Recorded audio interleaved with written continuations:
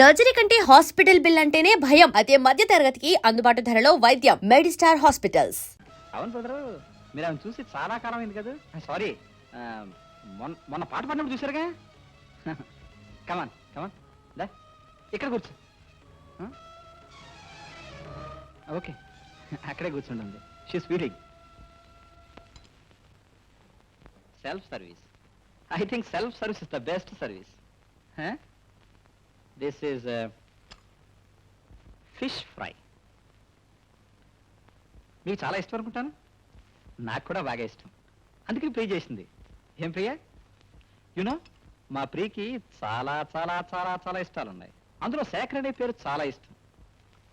First knight of course నా problems వల్ల నేను రాలేకపోయినా శేఖర్ శేఖర్ శేఖర్ అని ఒకటే కలవరింపు. మా చెల్లాయి చెప్పింది నీ గదికి వచ్చిందటగా. ఐఎమ్ సారీ అన్నట్టు మీ పేరు కూడా శేఖరే కదా? You are Chandrasekhar, I'm Rajasekhar.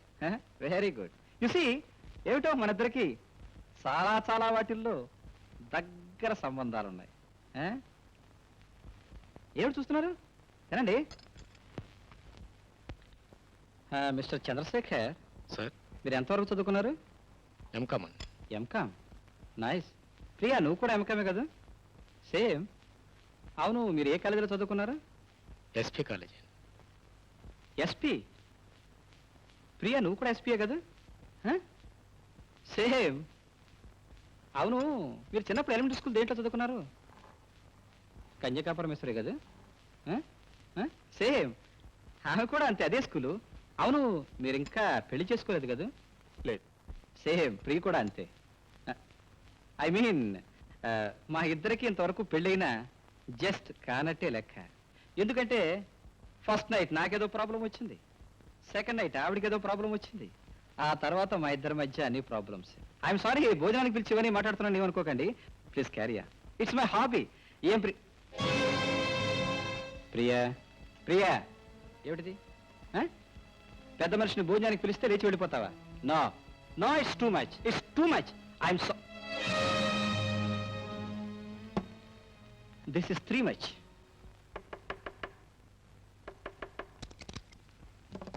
Hi. మీరా? కాకపోతే నువ్వా? ఏంటా షాకు? అనుకోకుండా వచ్చారు కదా. జనరల్ గా నేను ఎప్పుడు అనుకోకుండా వస్తాను, అనుకుంటే రాను. నీకేమైనా అభ్యంతరం?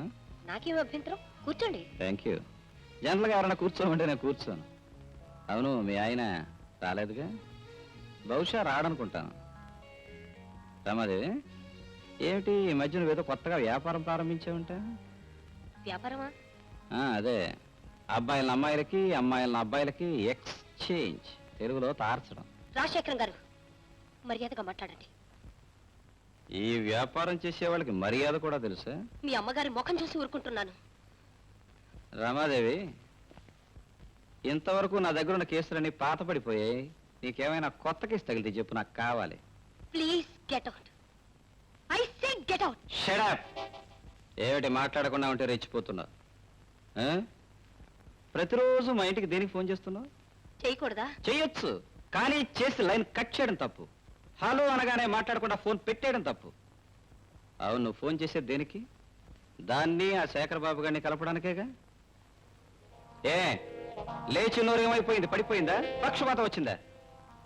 రమాదేవి, పెళ్ళై కాపురం చేసుకుంటున్న దాన్ని, గాలికి తిరుగుతున్న వీణ్ణి, ఇద్దరిని ఫోనుల్లో మాట్లాడించాలనుకోవడం, గుళ్ళల్లో కలపాలనుకోవడం, దీన్ని ఏమంటారు తెలుగులో? తార్చడం అంటారా, ఇంకేమైనా అంటారా? తార్చి బ్రతకాల్సిన కర్మావకేం పట్టలేదు. Hello brother. అరే నువ్వా? మై గాడ్, మా ఆవిడ ఎవరినో తగులుకుంది, వాడికి దాన్ని ఇచ్చేసి నీతో కాలక్షేపం చేద్దాం అనుకున్నాను. ఐఎమ్ సారీ, ఆ తగులుకున్నది నువ్వేనా? క్షమించండి, మేము ప్రేమించుకున్నాం. ప్రేమంటే పెళ్లికి ముందేగా? అవును. పెళ్ళైన పిల్ల వెంట పడ్డం ప్రేమ అనరు బ్రదర్, కామం అంటారు. కామం కళ్ళు కప్పేస్తుంది, ఎదుటి వాళ్ళ చేత కూడా కళ్ళు కప్పించేస్తుంది. ఎప్పుడూ ఒకప్పుడు అందరి కళ్ళు కప్పి లేపుకుపోతుంది. నువ్వు ఆమె వెంట పడితే, అది నాకు తెలిస్తే, ఆ పిల్ల బ్రతుకు ఏమైపోతుంది బ్రదర్? క్షమించండి, ఆమె బ్రతుకు పాడు చేయాలని రాలేదు. ఆమెతో మాట్లాడి మాత్రం వెళ్ళిపోదామని వచ్చాను. అవును, నువ్వు మాట్లాడి వెళ్ళిపోవాలనుకున్నావు. నువ్వు శ్రీరామచంద్రుడివి, మాట్లాడి మాత్రమే వెళ్ళిపోతావు. కానీ ఆమె సీతామహాసాధ్వి కాకపోవచ్చుగా. నీ తోక పట్టుకుని నీ వెంట అలాగే వచ్చేస్తే మిస్టర్. ఓకే ఓకే ఓకే, ఆవిడ కూడా సీతామహాసాధ్వే అనుకుందాం. నీలాగే మాటలతో మాత్రమే ఆపేసింది అనుకుందాం. కానీ నేను రావణాసురుణ్ణే. మీ ఇద్దరిని చూసి అపార్థం చేసుకుని షూట్ చేస్తే, ఒకవేళ ఆమెను వదిలేస్తే అప్పుడు ఆమె బ్రతికేమైపోతుంది? What happens to your future? నిజంగా అలాంటి పరిస్థితి ఏర్పడితే ఇందులో ఆమె తప్పేమీ లేదని, తప్పంత నాదే అని మిమ్మల్ని ప్రాధాయపడతాను. నేను విన్నాం, వినే వరకు వదిలిపెట్టను. అప్పుడు విన్నాం. దెన్ ఆమె నాతో పాటు తీసుకెళ్తాను. I see. నేను కాదంటే ఆమె నీతో పాటు తీసుకువెడతావు. Yes please. ఓకే, తీసుకువెళ్ళి ఏం చేస్తావు? ఈ లోకంలో భర్తలు విడిచిపెట్టిన వాళ్ళు, దిక్కులేని వాళ్ళు ఎంతో మంది ఉన్నారు.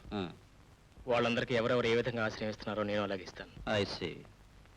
అంటే భర్తను విడిచిపెట్టిన ఆమెను నీ ఆశ్రమంలో, ఐఎమ్ సారీ, నీ ఆశ్రయంలో పెట్టుకుంటావు. పెళ్లి కాని నువ్వు, భర్త లేని ఆమె ఒకే ఆశ్రయంలో ఉంటే మీ ఇద్దరికి అక్రమ సంబంధం ఉందని లోకమంతా కోడై మీ నెత్తినెక్కి కూర్చుంటే అప్పుడేం చేస్తావు? భరిస్తాను. నువ్వు తెగించావు, భరిస్తావు, ఏమైనా చేస్తావు. కానీ ఆమె ఆడదు. పాపం భరించలేక పొరపాటున ఏ ఆత్మహత్య చేసుకుంటాను అంటే అప్పుడేం చేస్తావు? భారీగా స్వీకరిస్తాను. Roy you are on the right way. నీ అసలు ఉద్దేశం ఇదే మిస్టర్ శేఖర్ బాబు. నాకు మీ ఇద్దరి సంగతి తెలిసి నేను రెచ్చిపోయి ఆమెను విడిచిపెడితే ఆమెను తీసుకుపోయి పెళ్లి చేసుకోవాలి అనుకుంటున్నావు. ఒకడితో తాళి కట్టించుకుని వాడితోనే కాపురం చేసిన దాంతో తిరిగి కాపురం చేయడానికి నీ మనసులో ఒప్పుకుంటుంది కదా. ప్రేమ కళంకం లేదు. ఓ ఐ సీ. అచ్చ తెలుగులో చెప్పాలి అంటే ప్రేమకు ఎంగిలి లేదు. మిస్టర్ శేఖర్ బాబు, నువ్వు ఊహించినంత తేలిగ్గా ఆమెను విడిచిపెట్టను, ఆమెను ఆ ఇంటి నుంచి బయటకు పంపించను. నా వెనుక ఇంత తతంగం జరుగుతుందని తెలిసిన తర్వాత దీనికి కారణం ఏమిటో తెలుసుకోకుండా, పరిష్కారం ఏమిటో ఆలోచించకుండా అంత తేలిక నిర్ణయం తీసుకోను. ఈ నిర్ణయం తీసుకోవడానికి 5 రోజుల గడువు తీసుకుంటున్నాను. ఈలోగా కాలు బయట పెడితే కూలీలు పెట్టుకొడిస్తాను. వస్తా.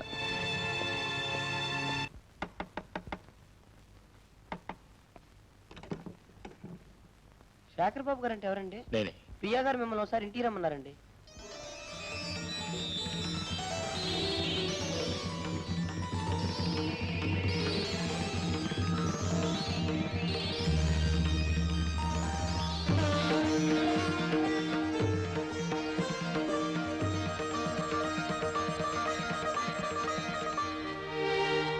ప్రియా, రమ్మని కబురు చేశావా? నువ్వు కబురు చేస్తావని నేను అనుకోలేదు. నాకు వీలుపడలేదు. ఆయన ఊళ్ళో లేరు. ప్రియా, నిన్ను కలుసుకోవాలని నేను ఈ ఊరు వచ్చాను. కలుసుకోవడానికి ఎన్నో రకాలుగా ప్రయత్నం చేశాను. కానీ చివరికి నిన్ను కలుసుకోలేని స్థితిలో, నీతో మాట్లాడలేని పరిస్థితిలో కలుసుకున్నాను. ప్రియా, నిన్ను కలుసుకోవాలని నేను ఈ ఊరు వచ్చాను. కలుసుకోవడానికి ఎన్నో రకాలుగా ప్రయత్నం చేశాను. కానీ చివరికి నిన్ను కలుసుకోలేని స్థితిలో, నీతో మాట్లాడలేని పరిస్థితిలో కలుసుకున్నాను. ప్రియా, నిన్ను కావాలని నేను దూరం చేసుకున్నాను అనుకుంటున్నావా? వద్దు బావా, ఇంకేం చెప్పద్దు. ఆ వివరాలన్నీ నాకు తెలుసు. బావా, నువ్వు నాకు సాయం చేస్తావా? చెప్ప్రియా. చేస్తానంటే చెప్తాను. చేస్తాను చెప్ప్రియా. నువ్వు ఇంకెప్పుడు నాకు కనిపించద్దు. ప్రియా, నేను ఎక్కడుంటే నీ సంసారం చెడిపోతుందన్నా, నీ మనసు నలిగిపోతుందన్నా నేను వెళ్ళిపోతాను. కానీ ఒక్క నిజం మాత్రం చెప్పు. పెళ్ళైన దగ్గర నుంచి ఇప్పటి వరకు ఇద్దరు కలిసి కూర్చుని 10 నిమిషాలనే మాట్లాడుకోగలిగారా? అసలు నీ మొదటి రాత్రి అతని ఇంటికి వచ్చాడా? చెప్పు చెప్ప్రియా. మరైతే ఎందుకు అతనితో కాపురం చేయాలనుకుంటున్నావు? ఇంకా ఎందుకు ఇల్లు పట్టుకుని ప్రాకులాడాలనుకుంటున్నావు? ఎందుక? పెళ్లి చేసుకున్నందుకు. పెళ్లి చేసుకునేది ఇలా నరకం అనిపించడానికి కాదు ప్రియా. పెళ్లి చేసుకునేటప్పుడు ఇష్టం ఉన్నా లేకపోయినా కనీసం పెళ్లి చేసుకున్న తర్వాతైనా సుఖంగా కాపురం చేయాలి. ఆ సుఖం లేనప్పుడు అది పెళ్ళి కాదు, చేసేది కాపురం కాదు. ప్రియా, నీకు వచ్చేసే ధైర్యం ఉంటే నాకు నేను పెళ్లి చేసుకునే ధైర్యం ఉంది. బావా, నేను ఒకరి భార్యని. అందుకే ప్రియా, అర్ధరాత్రి ఈ చెట్ల తోట నిన్ను కలుసుకునే క్రమం పట్టింది. ప్రియా, ఈ లోకంలో ఎంతో మంది పెళ్లిళ్ళు చేసుకుంటున్నారు. ఇష్టం లేకపోతే విడాకులు ఇచ్చుకుంటున్నారు, తిరిగి పెళ్లిళ్ళు చేసుకుంటున్నారు. అంటే అంటే నన్ను కూడా అలా చేయమంటావా? ఏం తప్ప? ప్రియా, ఏ తప్పు చేయకుండా తప్పు చేసిందల్లా బయటికి ఇంటించుకోవడం మంచిదే, లేకపోతే నీ అంతటి నువ్వే బయటికి రావడం మంచిదే. వాళ్ళంతట వాళ్ళు కెంటేస్తే వదిలేశారు అంటారు, నా అంతటి నేను వచ్చేస్తే లేచిపోయింది అంటారు. ఈ ప్రపంచంలో భర్త వదిలేసిన ఆడదాని మీద కొంత కాకపోతే కొంతైనా సానుభూతి ఉంటుంది. అదే లేచిపోయిన ఆడదాని మీద అసహ్యం ఉంటుంది. నన్ను ఆ స్థితికి దింపేస్తావా? అంటే సావైనా బ్రతకైనా ఎక్కడేనంటాం. అతని పాదాల దగ్గరే నీ బ్రతకంటాం. అతను హేసించినా నేను సరిగ్గా చూసినా చూడకపోయినా అతనితోనే కాపురం చేస్తానంటాం. అతనే నీ భర్త, అతనే నీ దైవం, ఈ ఇల్లే నీకు స్వర్గం, అంతేగా? సరే, ఈ నరకంలోనే నీకు సుఖం ఉందనుకుంటే నీ సుఖానికి నేను ఇప్పుడు అడ్డురా. నువ్వు కోరినట్టే ఇంకెప్పుడు నీకు కనిపించను.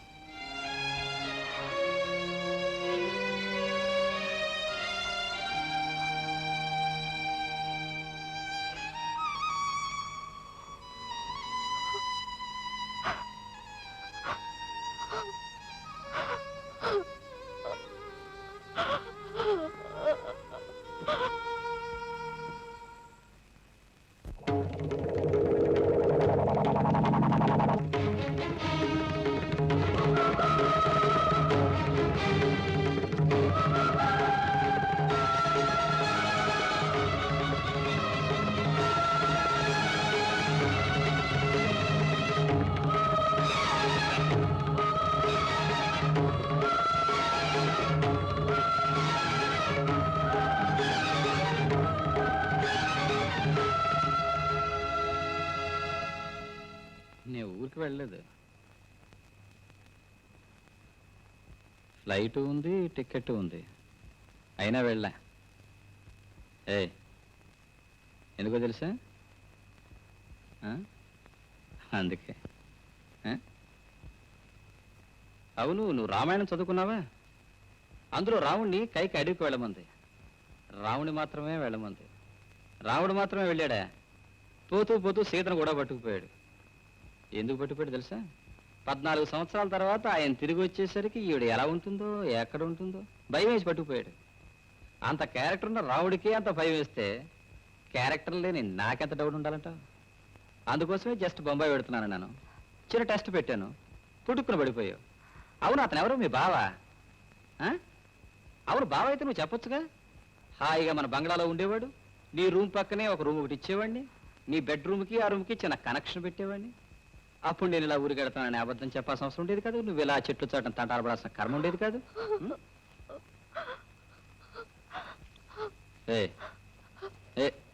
ఏడుస్తున్నావా? నో, ఏ ఏడుస్తావు? ఆడది ఏడ్చింది అంటే తప్పు చేసినట్టు లెక్క. అయినా నువ్వేం తప్పు చేసావని? నా ఇష్టం వచ్చినట్టు నేను తిరుగుతున్నాను, నీ ఇష్టం వచ్చినట్టు నువ్వు తిరిగావు. చూడు, మగవాడు తిరగడానికి స్వేచ్ఛా స్వాతంత్రాలు ఎంత ఉన్నాయో ఆడదానికి కూడా అంతే ఉన్నాయి. నువ్వు రుజువు చేసావు. You are right. ఎవడో రాశాడు, మగవాళ్ళు చాలా ధైర్యవంతులు, ఆడవాళ్ళు పిరికి వాళ్ళు అని. పాపం పిచ్చి సన్నాసి. అసలు ఆడవాళ్ళకున్న ధైర్యం మగాళ్ళకి ఎక్కడుంది? చూడు, నేను తాగుతానని తెలుసు, తిరుగుతానని తెలుసు. నాకు పెళ్లి కానప్పుడు, మామ ఇంట్లో లేనప్పుడు ఒక్క ఆడపిల్లను గుమ్మం దాకా తీసుకొచ్చే ధైర్యం నాకు లేకుండా పోయింది. కానీ నీకు పెళ్ళై మొగుడు ఉండగా, అత్తగారి ఇంట్లో ఉండగా డైరెక్ట్ గా మగాన్ని ఇక్కడికే తీసుకొచ్చేసావు, మాట్లాడి పంపించేసావు. ధైర్యం నీకుందంటావా, నాకుందంటావా? చూడు, మగవాడి ధైర్యం నాలుక మీదే ఉంటుంది, ఆడదాని ధైర్యం గుండెల్లో ఉంటుంది. ఏమిటి సైలెంట్ గా వెళ్ళిపోతే ఏ తప్పు చేయనట్ట? చేసిన పాపం అంతా కాశీకి పోయినట్ట? చూడు, నీ గురించి నాకు బాగా తెలుసు, నీ గతం అంతా నాకు బాగా తెలుసు. అతను వచ్చింది నీకోసమేనని నాకు తెలుసు. అతను ఈ బంగ్లా చుట్టూ తిరుగుతూ పాటలు పాడుతున్నది కూడా నీకోసమేనని నాకు తెలుసు. వాడిని ఆ టీచర్ అమ్మ ఇంట్లో పెట్టుకున్నది కూడా నీకోసమేనని నాకు తెలుసు. ఆ టీచర్ అమ్మ ఇంటికి వచ్చేది మీ ఇద్దరిని కలపడం కోసమేనని కూడా నాకు బాగా తెలుసు. ఏదో ఒక రోజున నువ్వు వాడితో లేచిపోతావని కూడా నాకు తెలుసు. అందుకే మీ ఇద్దరికి మీటింగ్ ఏర్పాటు చేశాను. ఎలా లేచిపోతారో తెలుసుకుందామని ఈ మీటింగ్ ఏర్పాటు చేశాను. ఒకవేళ లేచిపోతూ ఉంటే అది చూసి మీ ఇద్దరిని కాల్ చేయాలని రివాల్వర్ కూడా సిద్ధం చేశాను. దీన్ని ఉపయోగించి సంవత్సరం అయింది, ఆ? కానీ నాకెందుకో మీ ఇద్దరిని చంపాలనిపించడం లేదే. ఎందుకంటే తీసుకుపోవడానికి వాడికి ధైర్యం లేదు, లేచిపోవడానికి నీకు ధైర్యం లేదు. అలా అని మీ ఇద్దరిని ఏమీ చేయకుండా వదిలేస్తానని కూడా అనుకోవద్దు. నాకు తాగితే తప్ప ఏ ఆలోచన రాదు. ఆలోచన రావాలంటే తాగాలి. అందుకని ఇప్పటి నుంచి మొదలు పెడతాను తాగడం. తెల్లవారే వరకు తాగుతాను. తాగిన తర్వాత ఆలోచిస్తాను ఏం చెయ్యాలనేది, ఎలా చెయ్యాలనేది. ఈలోగా నువ్వు పారిపోవాలనో చావాలనో ప్రయత్నం చేసేవనుకో, చూడు బాగుంది. కళ్ళు చూసు. ఆ అమ్మ నేను కొట్టాననుకుంటుంది. వెళ్ళు. భోంచేయలేదుగా? భోంచే, ఉదయం దాకా టైం ఉంది కదా, ఆ తర్వాత కదా మీ ఇద్దరిని ఏం చేయాలనేది. డోంట్ వరీ, వెళ్ళు వెళ్ళు.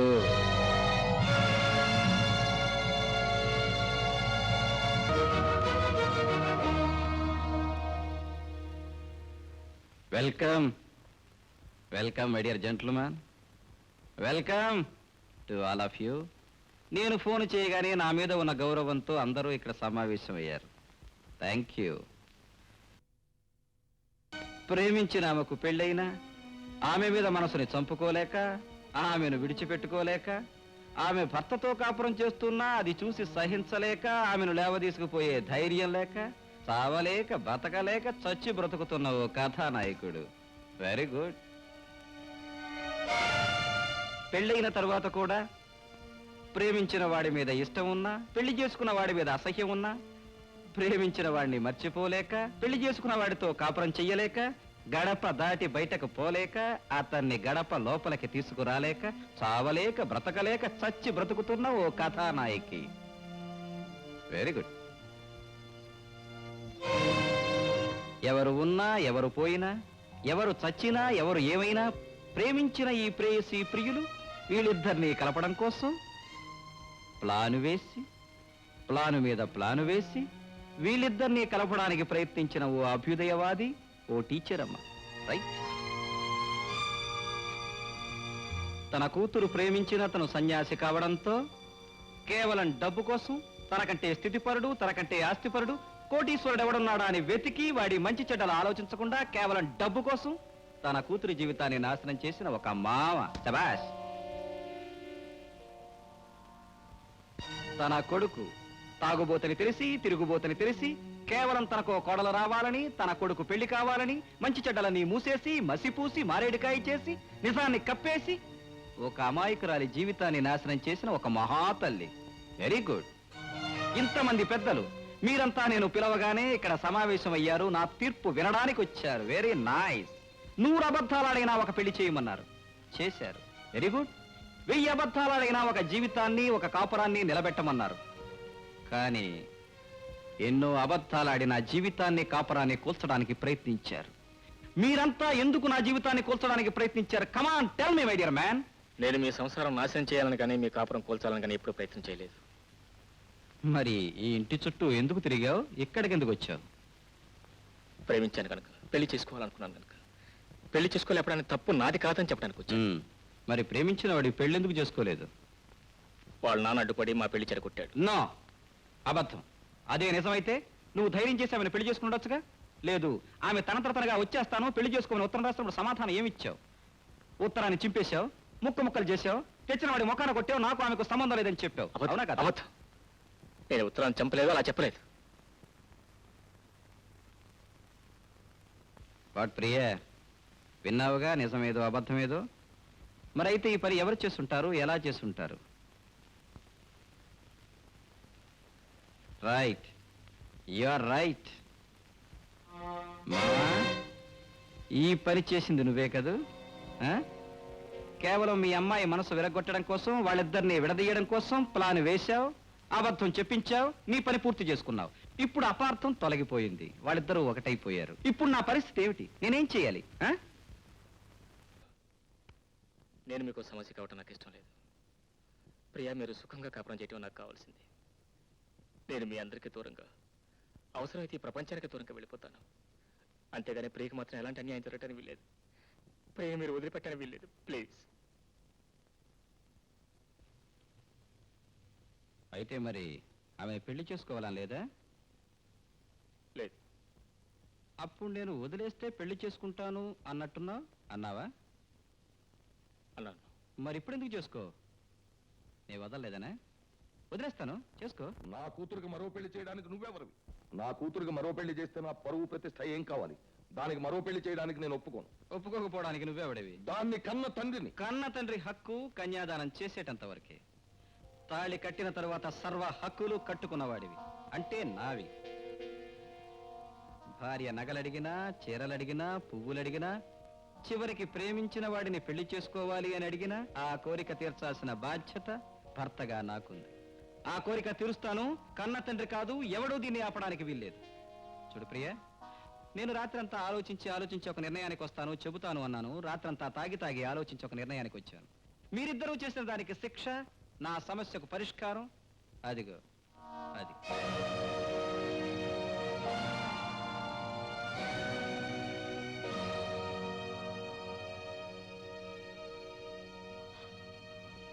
కమాన్ కమాన్. ప్రియా,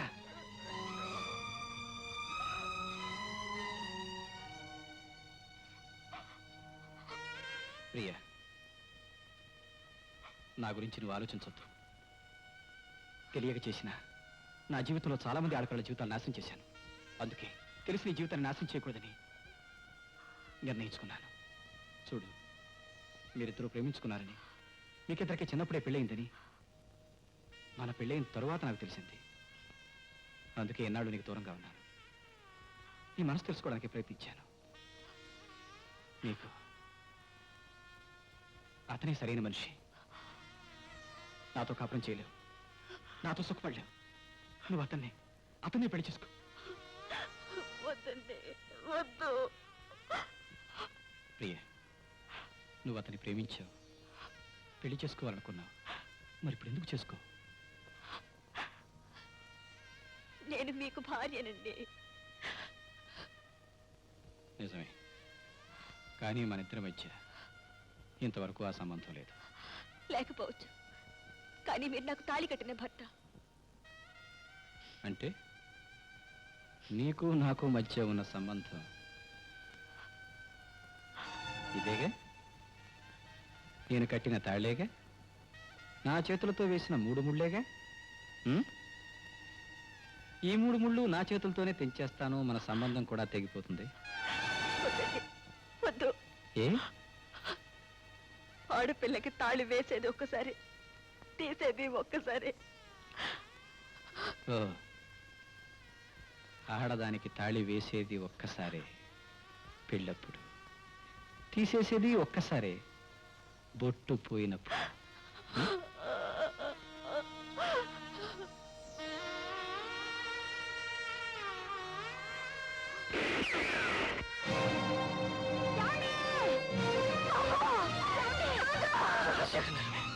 బాబు, బాబు,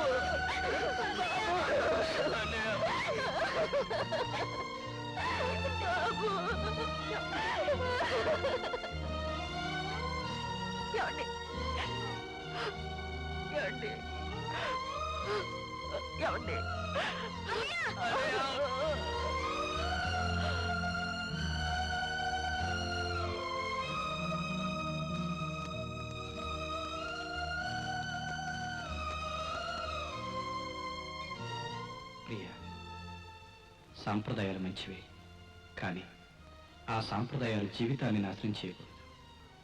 నన్ను, నా ప్రవర్తనని అసహించుకుని ఎప్పటికైనా నన్ను విడిచిపెట్టి వెళ్ళిపోతావని, అతన్ని పెళ్లి చేసుకుంటావని ఎదురు చూశాను. కానీ నీలో ఉన్న సాంప్రదాయం, అతనిలో ఉన్న సంస్కారం ఆ పని చేయనివ్వలేదు. నేను బ్రతుకున్నంతకాలం మీరు ఒకరినొకరు కలుసుకోలేరు. అందుకే నేను వెళ్ళిపోతున్నాను. కేవలం ఇద్దరిని కలపడానికే వెళ్ళిపోతున్నాను. నేను వెళ్ళిన తర్వాత కూడా మీరిద్దరూ కలుసుకోకపోయినా, పెళ్లి చేసుకోకపోయినా నాకు అన్యాయం చేసినట్టే లెక్క. ఒకవేళ మళ్ళీ పెళ్లి చేసుకోవడం సాంప్రదాయం కాదు అనుకోవచ్చు. నిజం చెప్పాలి అంటే నాదే మళ్ళీ పెళ్లి.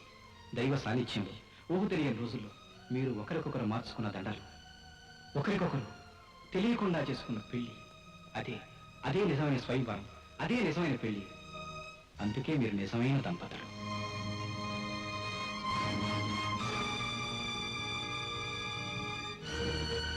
And for more videos, Please subscribe to iDream. Please subscribe to iDream. Please subscribe iDream. And please subscribe to iDream.